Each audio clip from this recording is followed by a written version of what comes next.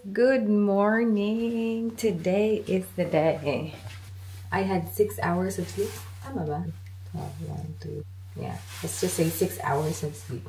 Pero lagi akong nagigising for some reason. That's just what happened. Anyway, magkape lang ako. I have 30 minutes para mag-chill.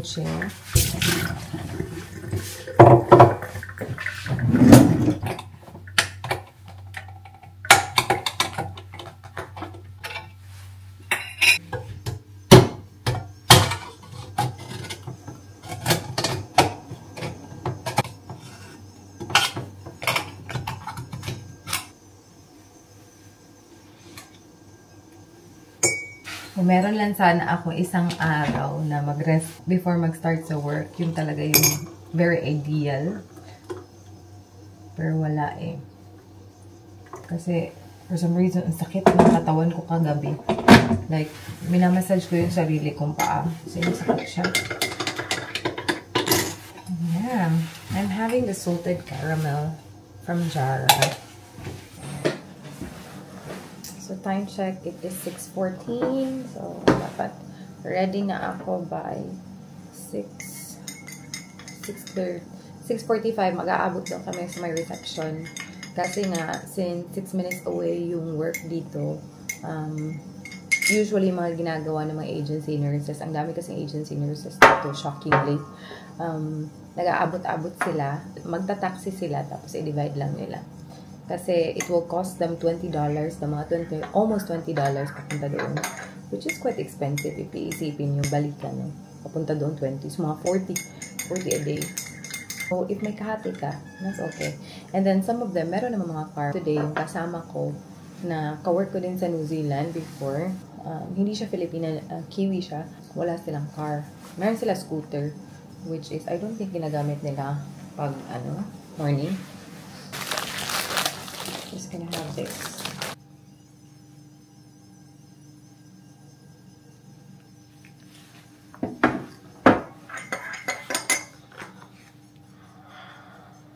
Ay, init pa pinata. Make up tayo konti.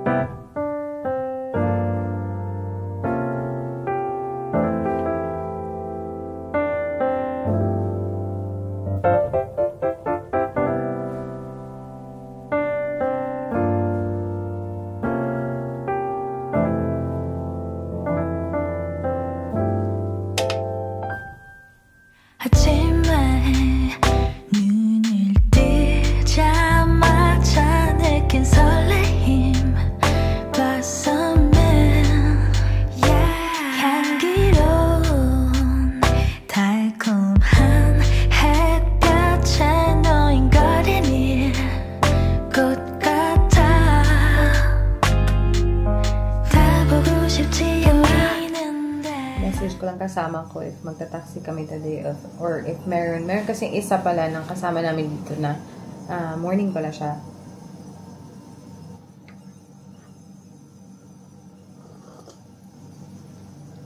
If I'm completely being honest with you guys, I am not really ready to work, but I am ready to earn.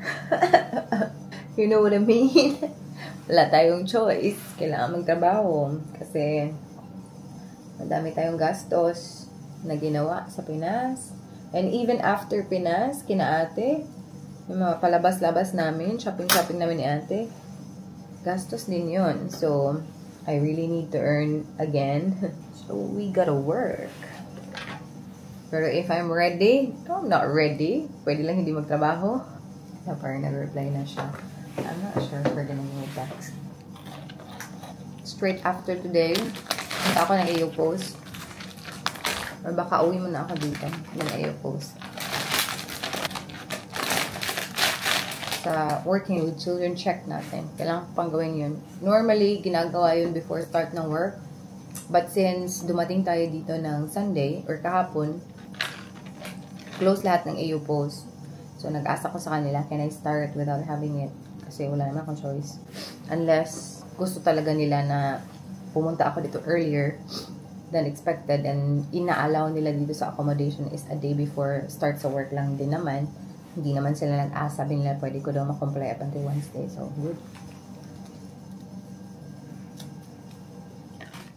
It is almost 6:45, so I'm just doing my lipstick para may buhay naman tayo.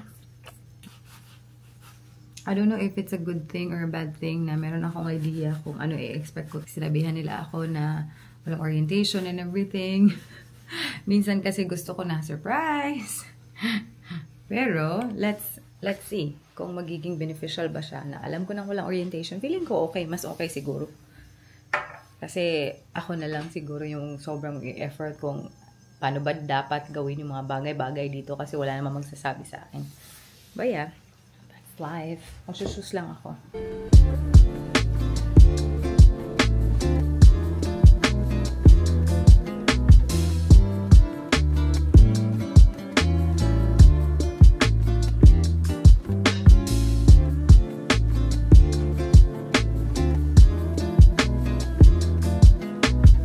This is us today.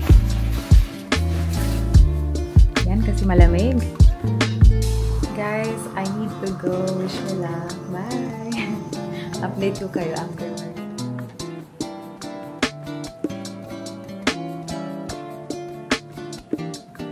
Guys, I'm here! Anyway, ano pala, kakagaling ko lang sa iyo post. Nakita nyo naman, drop off ako ng kasama namin dito sa work.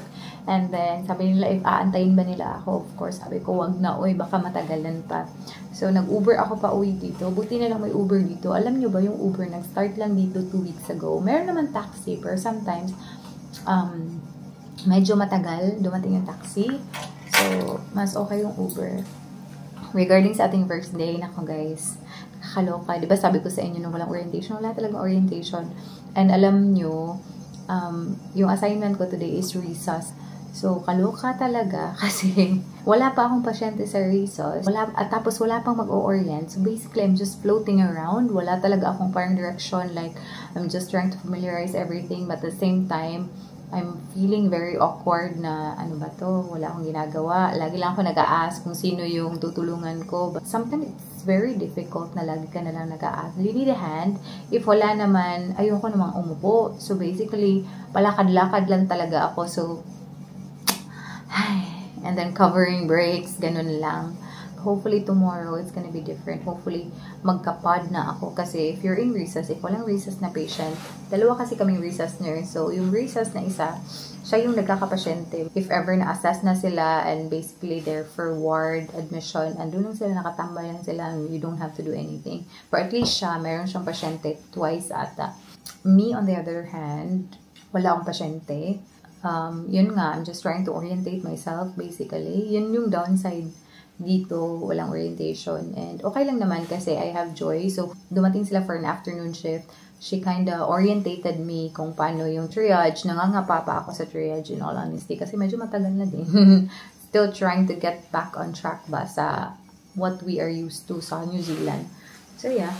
But it's okay. It's so good. Hindi masyadong heavy ang work. I felt like medyo pagod ako in a way because ayoko yung feeling na baguhan ka tapos nakaupo ka lang and you're supposed to orientate yourself. Pero ang hirap din i-orientate yung sarili mo. You don't know which area yung dapat mong matutunan, dapat mong i-familiarize. I feel like it's gonna be learn as you go or ask questions as you go lang talaga. So I hope tomorrow, ayoko mang mabusy pero gusto kong maging busy ako tomorrow para lahat ng questions na dapat malaman ko para makasurvive ako easily or makawork ako easily is ma-encounter ko na siya bukas. Hopefully, yeah, as soon as possible. So, gusto ko maging busy bukas.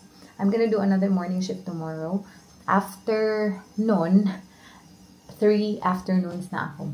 Which is good kasi yung afternoon shift yung busy. Nung nag-alas 2 na dumating na yung mga afternoon staff, dun talaga na dami talagang pasyente na, ganun-ganun. So, sabi ko, ay, ito yung gusto ko na vibe. Like, yung wala kang oras ba na upo-upo ka lang, wala kang gagawin. Like, ayoko ng ganun. Mas gusto ko na may ginagawa ba? Especially na bago pa lang ako. So, ayun lang naman. overall, yan yung nangyari sa first day natin. And now, I'm so sleepy kasi alam nyo naman, hindi tayo morning person.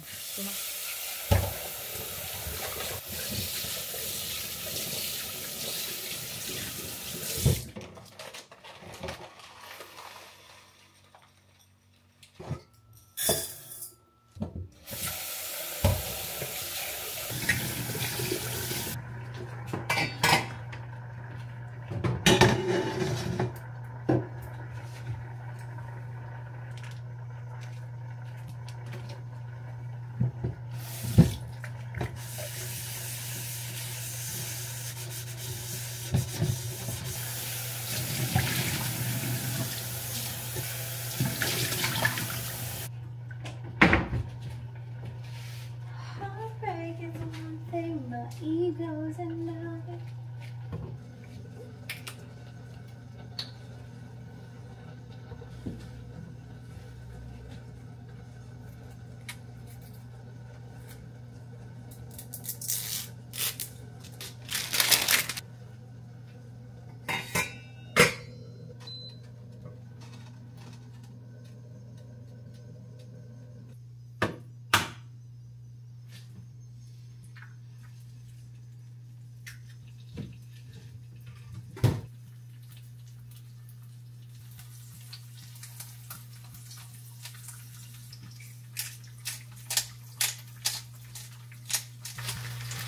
Packet.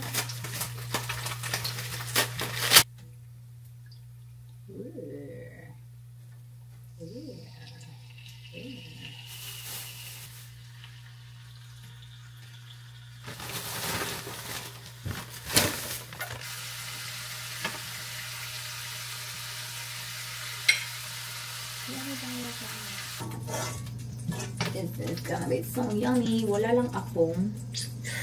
I don't have ketchup. Ooh, the oil.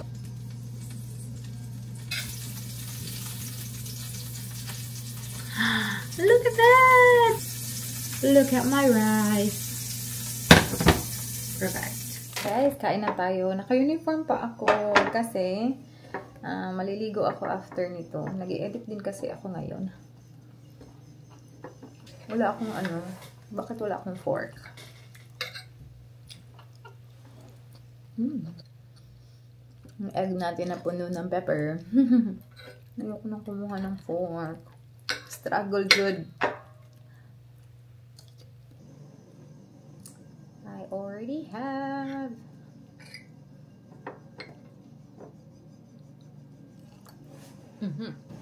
I'm thinking of going to Kohl's. Kaso lang, baka makita ko ng mga kasama namin. Sabi nila, mag-ano daw sila ngayon. I'm not really sure if magdi-dinner ba sila. Pero sabi nila, yung sinabi sa akin is magtatagay-tagay daw kami. Kasi yung isa, yung nag-drive sa amin papunta work and then nag-drop off sa akin papunta EU Post. Today is her last day. She's gonna go to Europe. And then marami pa daw siyang beer sa fridge na. Gusto niya ubusin. Siguro bukas, after my afternoon shift, gagawa na ako ng mga wrap. Or tomorrow, yung gagawin ko is sandwich na lang. Nagluluto ako para sa aking baon bukas. I am gonna have a sandwich with egg and ham. It's gonna be very yummy.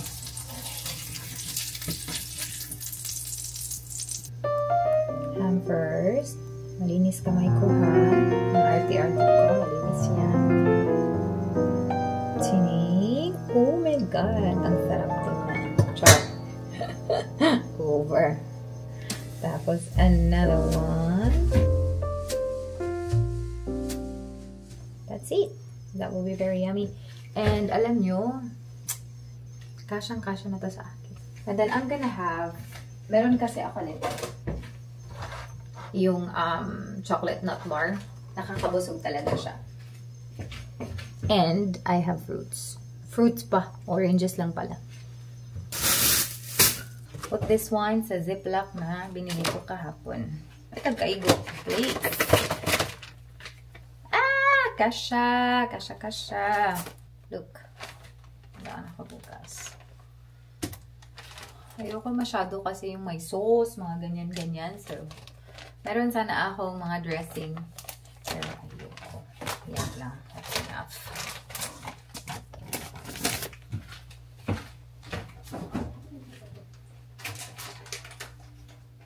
Anyway, I have...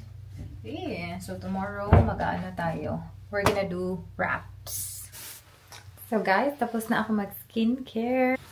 Supposedly, sana is i-arrange ko pa lahat ng mga gamit ko dito sa luggage. Pero, wag na guys. Oh, wait. I-arrange ko pa sana lahat ng gamit ko dyan sa luggage. But wag na guys. Kasi gusto ko na mag-chill ako sa aking bed. Kasi baka anong oras na naman tayo makatulog. And morning pa tayo bukas. But I'm very happy again. Kasi after tomorrow, afternoon na ako. 3 afternoons ako. So, I'm really excited for that. And you know what guys, to be very honest, ako lang mag-isa, diba? Surprisingly, I'm really enjoying my alone time. Sa totoo lang, kasi hindi naman sa ayaw ko na may kasama ako, no? Kasi napaka-enjoy naman talaga pag may kasama ka. Pero it's really good na to feel independent in a way. Kasi pag may kasama ka kasi, hindi lang ikaw yung nagde-decision. Dalawa kayo. With Michelle, she's always ahead of me. She's always thinking ahead of me. So, para bang minsan napapachill ka, napaparelax ka na. Nakaplano na kasi lahat. Parang ganun. So, it's very good na parang I'm on my toes na, uy, ito yung dapat mong gawin, ganito, ganyan. So, I feel very independent and it's just a very refreshing na feeling na sobrang tagal ko nang hindi nagawa. So, yun, happy. Anyway, thank you so much guys for watching. I really hope na enjoy niyo yung vlog natin today. And I hope to see you guys on my next one. Bye!